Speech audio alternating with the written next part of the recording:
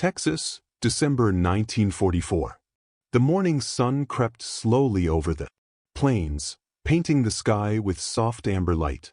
Inside a wooden mess hall, surrounded by barbed wire, the smell of sizzling bacon rolled through the air like an invisible tide. For a moment, even the guards stopped talking. German prisoners shuffled into line. Worn Wehrmacht jackets, boots scuffed from the march, eyes hollow from war and disbelief. They had expected punishment. They had expected hunger. What they hadn't expected was the sound of laughter coming from an American cook, wearing a sweat-stained cowboy hat humming a country tune as he flipped eggs on an iron griddle. Karl Weiss, a 23-year-old Panzer mechanic from Dresden, stood frozen at the serving counter. The cook grinned at him. "Morning, partner," he said, sliding a plate across the counter. On it lay scrambled eggs, 2 thick slices of toast, and bacon. Real bacon, golden and crisp, still sizzling. The smell hit Karl like a memory from another life. He stared, unsure if it was a trick. Behind him, the line shuffled forward, boots scraping the wooden floor. "Go on, son," the cook said again, his accent thick. "With the South. Ain't no poison in it." Karl took the plate, sat at a long wooden table and looked down at the food. His hands trembled. The bacon glistened with fat. He hadn't tasted pork in almost 2 years. When he bit into it, the crunch and salt filled his mouth, and something inside him broke. He tried to hide it, but the tears came anyway. Across from him, another prisoner muttered, "It's propaganda." But Karl knew it wasn't. It was real. Too real. The taste, the warmth, the kindness. He looked up and saw the cook wink, before turning back to his grill. 4 months, the German soldiers had been told America was a land of brutality, that its soldiers were monsters. But now, sitting in a Texas mess hall, Karl realized the truth was far more dangerous. America didn't just fight with guns. It fought with abundance, with decency, with the power to make a man question everything he'd believed about the world. Outside the ranch flag flapped lazily in the morning wind. Somewhere beyond the fences a horse neighed, and the sound mixed with a crackle of bacon grease and the quiet murmur of men eating in silence. In that moment, Karl Weiss understood the war wasn't over yet, but his faith in the Reich had already begun to collapse. Before capture, Karl Weiss had believed every word of the propaganda posters plastered across Dresden's factories and barracks. Caricatures of Americans, fat, soulless merchants driven by greed, enslaving prisoners and burning Europe for profit. He had heard Nazi officers describe U.S. soldiers as cowards who hid behind machines and rations too weak to fight man-to-man. On the Eastern Front, he'd seen hunger turn men into ghosts. The Wehrmacht rations were thin, but bread, watery soup, a scrap of sausage once a week if they were lucky. And so, when Karl and his unit were surrounded in France and captured by the Americans, he expected the same or worse. Imagined a punishment fitting for the Reich's enemies: starvation, cruelty, humiliation. But nothing in his training prepared him for Texas. When the ship docked in New York, the prisoners were silent, staring through the rails as the Statue of Liberty glimmered in the distance. They were marched through stations where smiling American nurses handed out blankets and water. The guards spoke to them politely, even saying, "Please." It was disarming. Now, in the wide open plains of central Texas, Karl felt the contradictions deepen. The camp was fenced, yes, but the guards joked freely. The prisoners worked in the fields under the sun, earning small wages to buy cigarettes, postcards, even harmonicas. At night, the guards played swing music over the loudspeakers. Music the Nazis had called degenerate. Yet it lifted the men's spirits in ways the Reich never could. Still, many of the German officers clung to the myth of America, the monster. They told the others not to be fooled, that this comfort was a weapon, a trick to break their discipline. "They want to soften you," one sergeant hissed during roll call. Remember remember who you are. But even the most loyal among them couldn't ignore the facts. The food was plentiful. The guards treated them fairly. Received medical care and books to read. One prisoner, a teacher from Munich, whispered to Karl one night, "If this is captivity, what do you call what we left behind?" That question lingered long after lights. The next morning, Karl awoke to the familiar smell of bacon again. He lay on his cot staring at the ceiling, thinking of the difference between the America and gerbil speeches and the one serving him breakfast. One was a monster, the other a mirror, reflecting a truth too powerful for propaganda to erase. And as the camp bell rang for work detail, Karl began to suspect that this quiet, orderly land, where even prisoners were treated with dignity, might be the most dangerous enemy the Reich had ever faced. It began in the grey ruins of Normandy, where Karl Weiss and hundreds of other German soldiers were rounded up by American infantry after the collapse of the front. Their uniforms were filthy, their weapons discarded, their pride shattered. The Americans gave them rations, real food, canned meat, bread, and even coffee, and then herded them aboard trucks bound for the coast. Karl remembered staring out the trucks. Window at villages reduced to ash. The people, French, Belgian, Dutch, didn't look at the prisoners with fear or hatred. They looked with exhaustion, as if the war itself had consumed their souls. For the first time, Karl felt the weight of what Germany had done. Were loaded onto Liberty ships, massive steel vessels built faster than Germany could sink them. Inside the ship's hold, the air was damp and salty. The PS were guarded by American sailors who treated them not as animals but as soldiers who had simply lost. Karl overheard one sailor joke, "Don't worry, boys. You're heading somewhere warm." When the ship reached New York Harbor, the men pressed against the rails. What they saw defied everything they had been told. A skyline of steel and glass untouched by war. No ruins, no craters, no hunger. The harbor bustled with ships, cranes, and workers. America was not starving. It was thriving. From there, they were placed on trains that crossed a nation larger than Karl had ever imagined. For days they rolled through endless landscapes, forests, plains, mountains, towns where children waved from porches, and people smiled at the sight of the P-cars. The contrast was unbearable. In Germany, children hid in bunkers. Here they played baseball. At each stop, Karl noted the abundance. Overflowing markets, long trains of grain and meat, rail cars full of machinery. He whispered to another prisoner, "They build faster than we can destroy." The other man only nodded too, stunned to speak. When the train finally entered Texas, the prisoners were struck by the vastness of it. The horizon seemed to stretch forever, dotted with cattle and windmills. Heat shimmered off the rails. The guards joked about the best steaks in the world and ranch breakfasts that could feed an army. Karl thought it was just American boasting until he saw the missile himself. The camp was simple but clean. Whitewashed barracks, open yards, and fields for labor. It didn't feel like a prison. The men were handed fresh uniforms, medical checkups, and clean bunks. Each received a bar of soap and a towel. Even the guards smiled as they passed out plates piled high with food. As Karl sat on his bunk that night, the sound of swing music drifted through the camp's loudspeakers. The rhythm was strange and alive. He realized he had not heard music since Dresden. For the first time in years, he felt something close to peace, and an unsettling thought crept into his mind. Perhaps the Americans didn't need to break Germany. Perhaps they only needed to show them how small the Reich had really been. The truth of America's power didn't come in speeches or threats.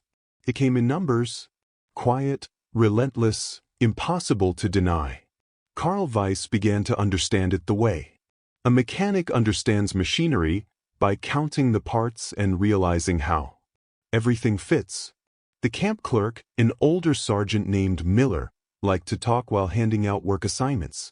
One morning, he leaned against the doorframe of the barracks and said casually, "You boys know there are about 425,000 German prisoners here in the States, 50,000 of them right here in Texas." The words hung in the air. Carl blinked. That was the size of an entire German army group. Later, Carl learned that the U.S. had built more than 70 branch camps across Texas alone, each self-sufficient, each supplied daily with food, fuel, and medicine. It was industrial organization applied to humanity itself. The prisoners were issued 3 full meals a day, sometimes totaling over 3,000 calories, nearly double what a German soldier at the front received by 1944. The Geneva Convention required decent treatment. America went beyond it. P received about $15 to $50 worth of food per day. Cheaper than feeding a U.S. soldier, but with better balance. Bread, meat, milk, eggs, vegetables. Even coffee was served strong and black. For the Americans, feeding enemies wasn't just compassion. It was strategy. Healthy men worked better. Healthy men talked. Healthy men went home with new ideas. Carl noticed the precision everywhere. Trucks rolled into camp every morning, unloading supplies on schedule, every box labeled and inventoried. The cookhouse logs were kept like bank records. Pounds of flour, gallons of milk, ounces of bacon grease. Nothing wasted, nothing missing. It was logistics as art. By contrast, Carl remembered the chaos of German supply lines. The scourging, the hunger, the broken trains, the warehouses bombed. Before they could unload, the Reich had tried to conquer the world with willpower. America was doing it with spreadsheets. Even the smallest things spoke volumes. The camp had a library, hundreds of books in both English and German. There were classes for mechanics, carpentry, and English. The Americans encouraged learning, not just labor. You can't hate a man who teaches you how to build, one prisoner whispered during class. At night, when the guards switched on the floodlights, Carl looked across the camp and saw dozens of other prisoners reading, studying, or writing letters by lamplight. It was a different kind of army, an army of thought. The next week, Carl overheard an American officer explaining the war production figures to a visitor.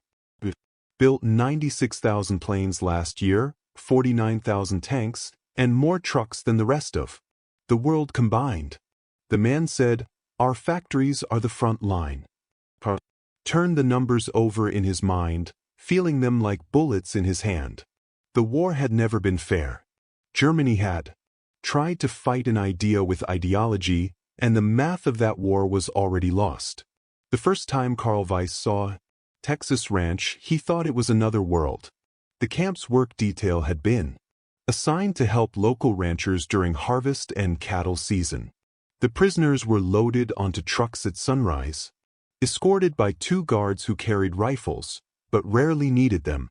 The air smelled of hay, leather, and morning dew, a scent Carl would never forget. The ranch stretched farther than the eye could see. Fences ran like threads across the land, and cattle dotted the horizon like moving shadows. The owner, a broad-shouldered man in a straw hat named Jack Dempsey, no relation to the boxer, he joked, greeted the prisoners with a grin. "Boys, I don't care what uniform you wore. You work hard, you eat well. That's the deal." For men who had spent months behind barbed wire, the open land felt like freedom itself. The prisoners fixed fences, dug irrigation ditches, and helped round up cattle. Their hands blistered at first, soft from confinement, but soon the work became its own reward. Out here, the lines between guard and captive blurred. During lunch breaks, Jack's wife brought out sandwiches, coffee, and sometimes cold Coca-Cola bottles. The glass sweating in the heat. Carl had never tasted it before. The first sip was electric, sweet, sharp, alive. He didn't know whether to laugh or cry. "You like it?" Jack chuckled. "Call it the taste of America." The men worked hard because they were treated like men.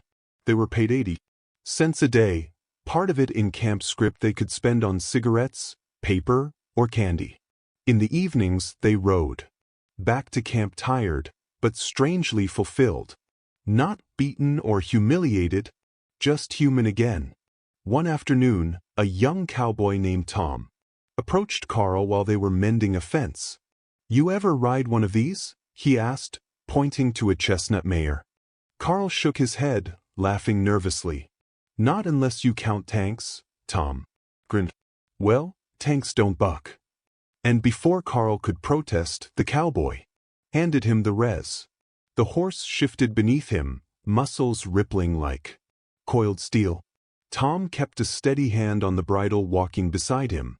"Easy now. She's got more heart than hate." That simple act, a cowboy teaching a German prisoner to ride, became a story, whispered through the camp for weeks.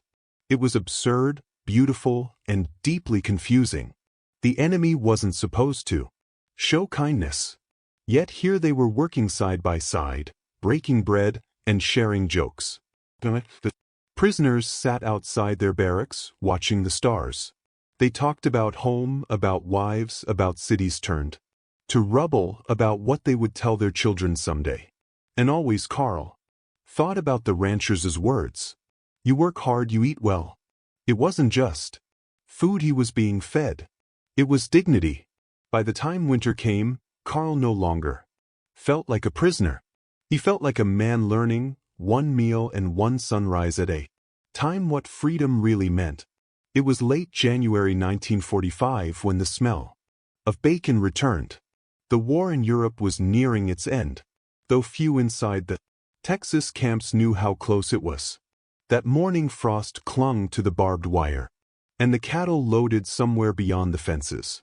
The camp loudspeaker crackled to life, calling the men for breakfast. Carl Weiss trudged across the yard with his mess tin in hand, expecting the usual fare, scrambled eggs, oatmeal, or biscuits. But as soon as he stepped inside the mess hall, the air hit him. The smell was unmistakable, rich, smoky, alive. Bacon. Folks, mostly Texans who took pride in their craft, had managed to get a delivery from a nearby meat plant.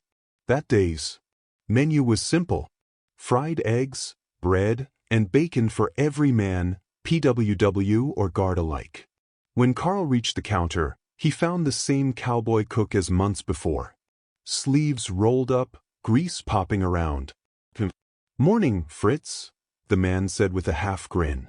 "Guess it's about time you boys had yourselves a proper breakfast again." Carl nodded silently. Scooped a few sizzling strips onto his plate. They gleamed like gold in the light.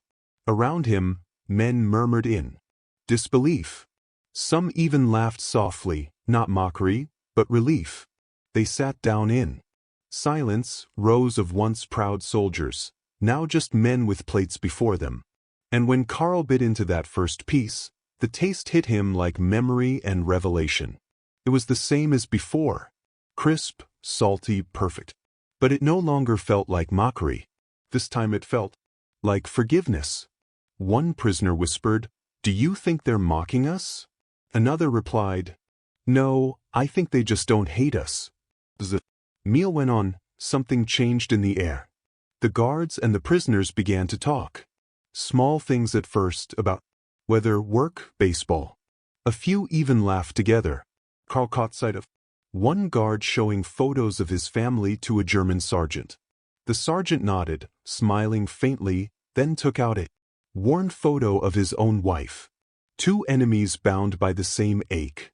When breakfast ended, the prisoners lingered, not wanting to leave the warmth or the smell. Carl looked around and saw faces softened by something unfamiliar. Later that day, while working on the ranch, Carl told the cowboy who taught him to ride, "Back home, we were told you were beasts." The cowboy shrugged. "You heard wrong, friend. We just work hard and like our bacon." It was such a simple answer, almost absurd, but it shattered years of indoctrination more effectively than any lecture could. That night, Carl wrote in his diary, This morning I ate bacon and saw America. They do not conquer with fear. They conquer with breakfast. It was half a joke, half a confession. But in the quiet light of that Texas morning, surrounded by kindness he couldn't understand, Karl Weiss had already begun to surrender in the only way that mattered: inside. By the spring of 1945, the Texas air had grown warm again. Wildflowers spread across the fields outside the camp, and the prisoners' routines carried on as usual. Work, meals, reading, and letters. Home that rarely arrived. But something in the air had changed. Conversations were quieter now, more cautious. Rumors traveled faster than mail. It began one evening in April when the camp loudspeakers, usually reserved for music, suddenly crackled with static. The prisoners paused mid-supper, spoons in hand, as a deep American voice filled the mess hall. Berlin is surrounded. Allied troops have crossed the Ella River. The Third Reich is collapsing. No one spoke. Even the guards seemed frozen. The voice continued, calm and factual, describing the fall of cities that had once seemed immortal. Dresden, Leipzig, Hamburg, all gone. Karl Weiss felt his stomach twist. But weren't just names. They were home.